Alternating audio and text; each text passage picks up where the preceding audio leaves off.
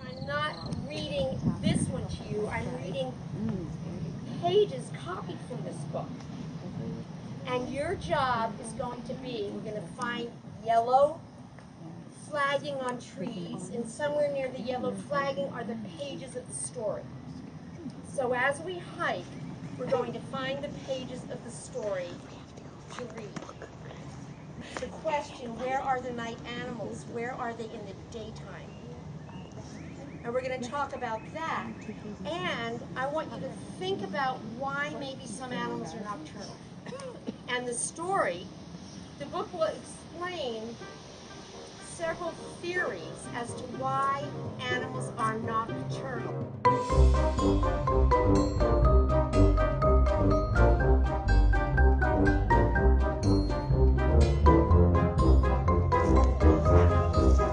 Okay, all right. Now, don't worry, there's lots of pages. Page number 1, and we'll take turns. I'm going to stand. Sorry, I'm going to stand on the log. Griffin, you can get the next one. So everybody can see. Ah! I'm not going to stand on the log. Wait, don't move, Milo. Scampering among the fallen branches, but a watchful barn owl does. It hoots and goes back to eating a gopher. Do you have a barn owl? Yep. I like that. But that owl's only just cute, you know. Horrible, isn't it? How would you feel if you walked at night in the woods and heard that sound?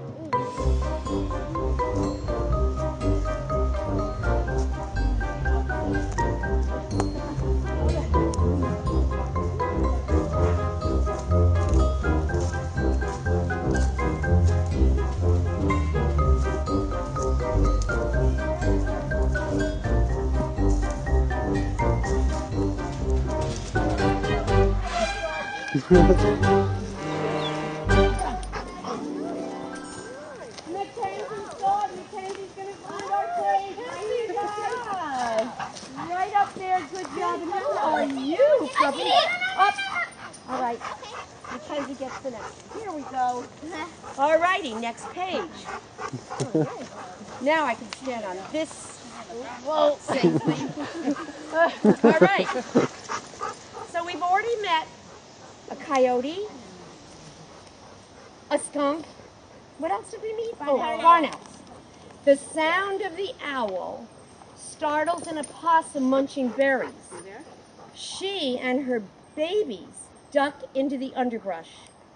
Then cautiously she waddles to the pond for a drink. Do we have an opossum sound? Maybe they don't make any noise. They do. Okay. Can you mimic it? Joe?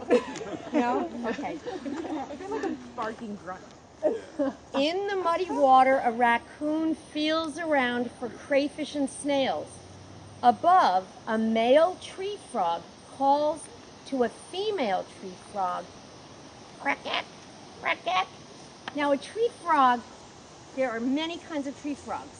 Around here we have gray tree frogs and we have peepers. And peepers are a lot more common, and peepers are the ones you hear early in the spring. What do you have on your tape? I have both. Both. Well, let's listen to the... And also raccoon. Oh, a raccoon, great. Run the raccoon first? Sure, yep. And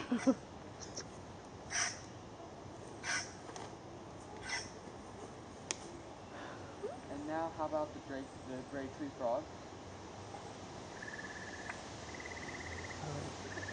I hear that. Oh, I've heard that. I never knew what it was. You would not think that was a frog. No.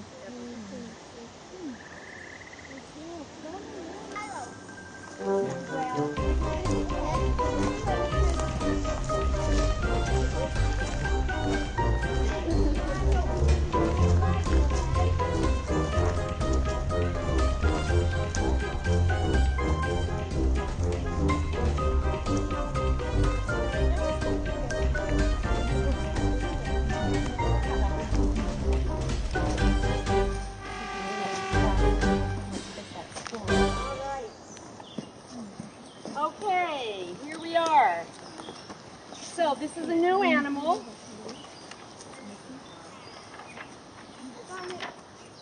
All right, it's a little brown bat.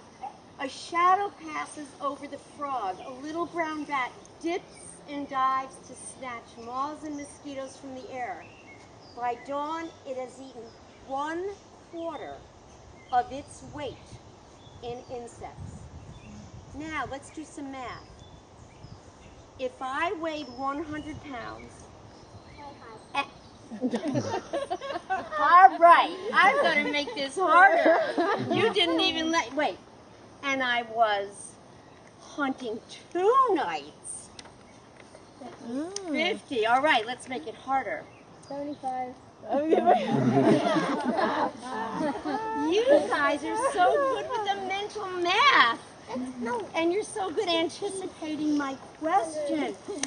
We have the sound of the bat. Oh, good. We have a transpose sound of that, right? Yes. What kind of bat? Big brown, not a little brown. Wow. Oh. Neat. Now you can't hear those. You need a back detector. Is So that right? the frequency is too high for your ears to hear. Wow. So we would never hear that sound if we were out with the bat.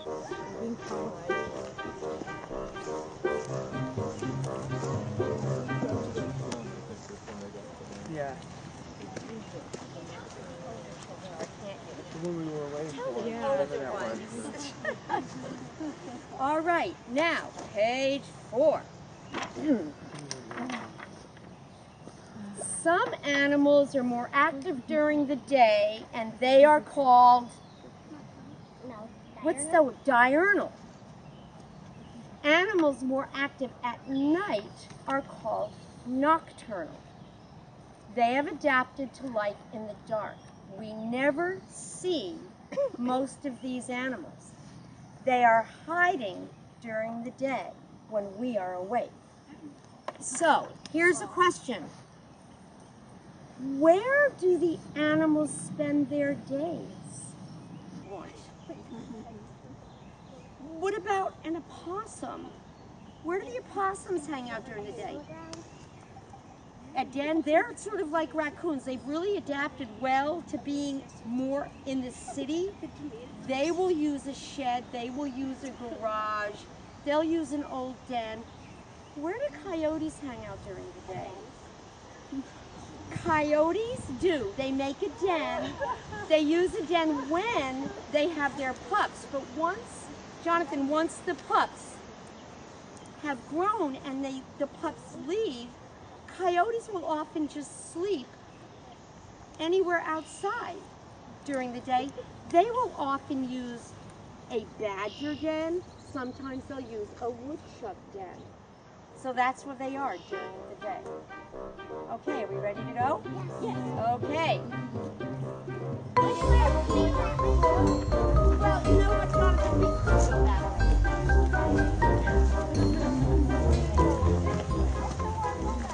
So we're back to the same animals again, but their second night. Why do you think the wolf has that expression on his face? Does he look happy or does he look a little bit annoyed? Now, so what happened to him? He got sprayed. Many night creatures are black or gray. These colors make it hard for their enemies to see them. The coyote does not see the skunk, but its sensitive nose smells it. The coyote moves too close, and the skunk sprays it in the face with a foul-smelling, oily fluid. With a yipe, the coyote runs away. How many of you have a dog? How many of you have a dog that's ever been sprayed by a skunk? Recently? This, I think, last week. And how do you get that smell off? What do you do? Take it to Tobin tomato. Tomato juice. Apple cider vinegar. Apple cider vinegar. I don't have a dog. And I think that's a good thing sometimes.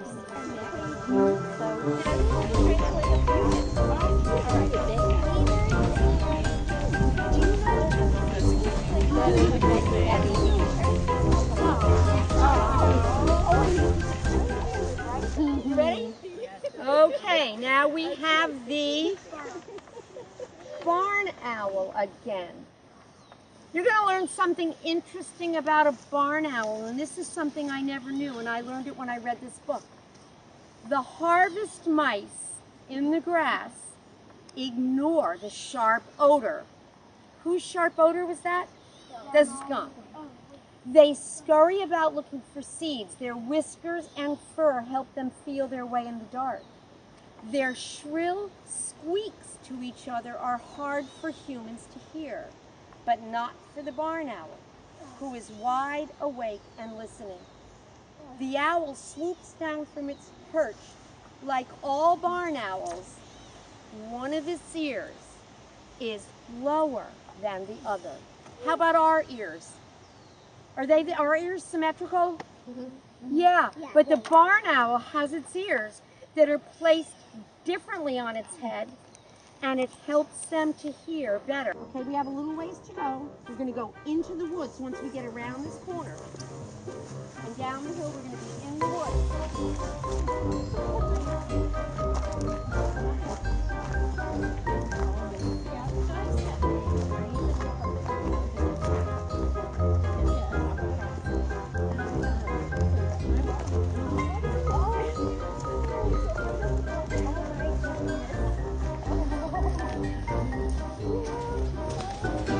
All right, I need my headlamp now.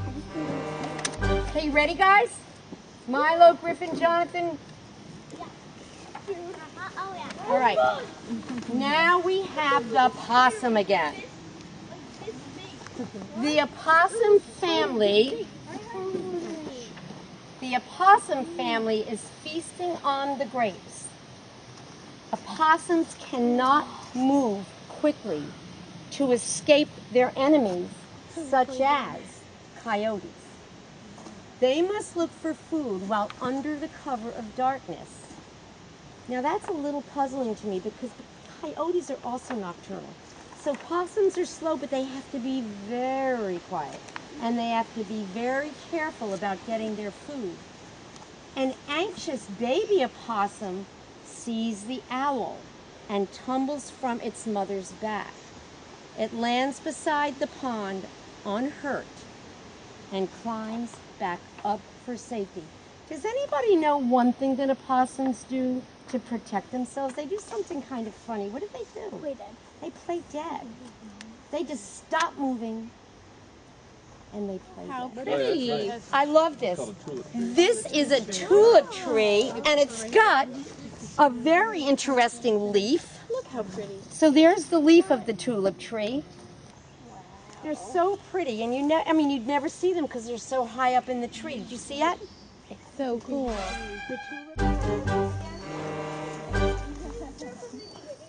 Start from the beginning. What? Oh,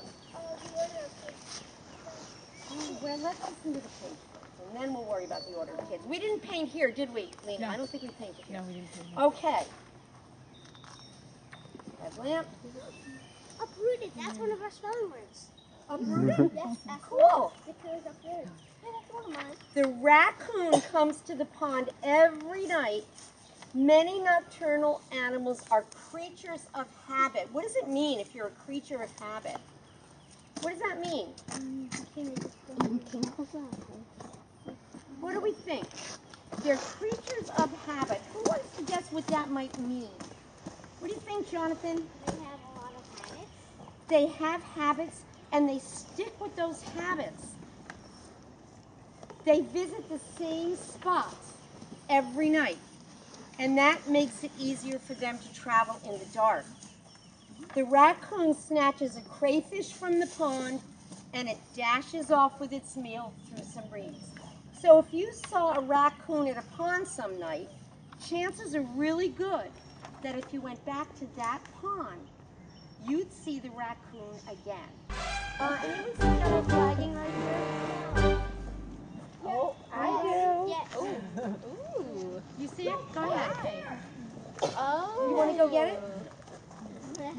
Griffin, hold up. Someone else will turn, okay? Anyone want to turn? Is there a grown-up that wants a turn? And say All right, no, say that's yes. okay. That was nice of you. And then the person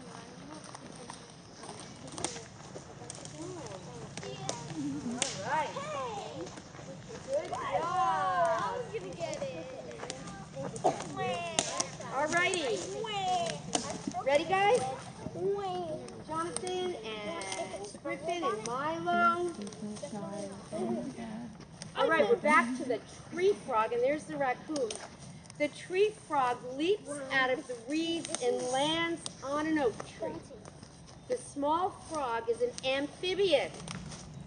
Amphibians breathe through their lungs and their skin.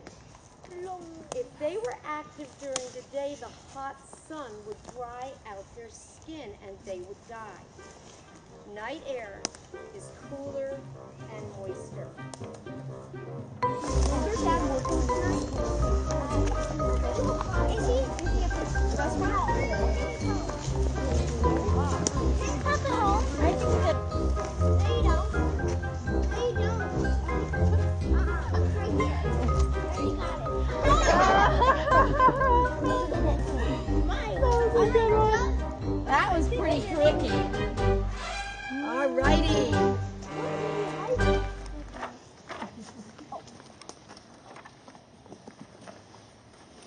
I need everything now. Glasses and light. Okay. The little brown bat darts in and out of the oak's twisted branches. Click, click, click. The bat is making noises to help it navigate and to find its food. And remember, can we hear the bat's noises? No. No, we can't, but there's a really important reason why they do that. The sounds bounce off objects, making echoes. The bat can tell from the echoes how far away the object is, and that's called what? Echolocation. Because they're using the echo of their voice to locate their prey. That's right. And apparently there are some moths that have learned they can detect that clicking, and so they know now how to avoid it, so the bats won't eat them. Some scientists think that bats became nocturnal to protect themselves from daytime animals. Other scientists believe that bats hunt at night so that they do not have to compete with birds for food in the daytime. So a couple of reasons why scientists think bats have become nocturnal. I think there are some diurnal bats, but mostly they're nocturnal.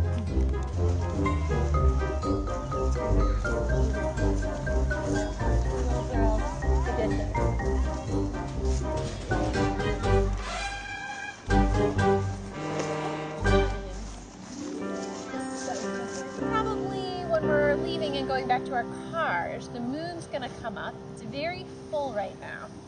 And someone told me that this moon right now, you know how the moon goes through its phases and there's different names for them? So this is the, comes to the full moon, but there's also the gibbous moon, the waning moon.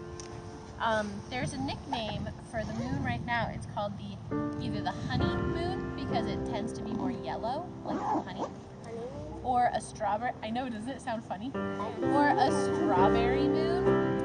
And Native American tribes in the northern and eastern United States, which is here, kept track of seasons by naming each recurring full moon. Because the relatively short season for harvesting strawberries comes each year in the month of June, that's why they called it Strawberry Moon. So I thought that was kind of fun. I have this book called The Man in the Moon, Sky Tales from Many Lands. You guys have heard of the Man in the Moon, right? Yeah. So lots of different cultures have talked about why does the moon look the way it does. Some people say that the moon is made of cheese because it's holy, right? Like you kind of see there's some light spots and some dark spots, and different cultures all throughout history have come up with different interesting stories to try to explain why does the moon look the way it does. So I picked up just a couple to tell you, and they're all completely different. I learned when I read this book, some people talk about the man in the moon being someone who stole turnips. And him stealing turnips has something to do with why he got stuck in the moon. Some really crazy stuff. So it's really a lot of fun. If you want to check this out later, you can read all of them. Okay, so in England they say, the man in the moon was caught in a trap for stealing the thorns from another man's gap. If he had gone by and let the thorns lie, he'd never been man in the moon so high. Right? I think in England a gap is, I'm thinking like a hedge, but I could be wrong, because their English is a little bit different than ours. So they think the man in the moon was caught stealing some sort of a bush with thorns from a neighbor, and he got sent up to the moon in exile. The Maasai people of Africa tell that the sun and the moon once got into a brawl and misused each other badly. The sun's face is still so red with shame that people cannot look directly at him today. But we can see very clearly that the moon has a crooked mouth and lacks an eye. So if you think about what the moon looks like when it's full, does it look like maybe it has one black eye and a crooked mouth?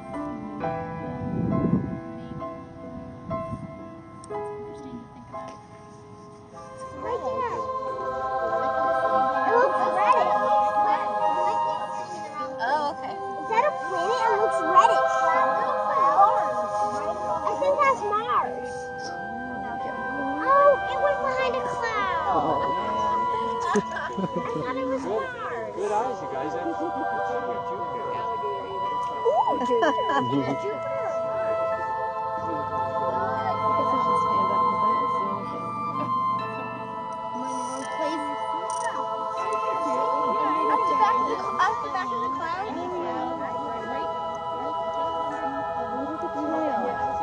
Yep, it's right in the scope now.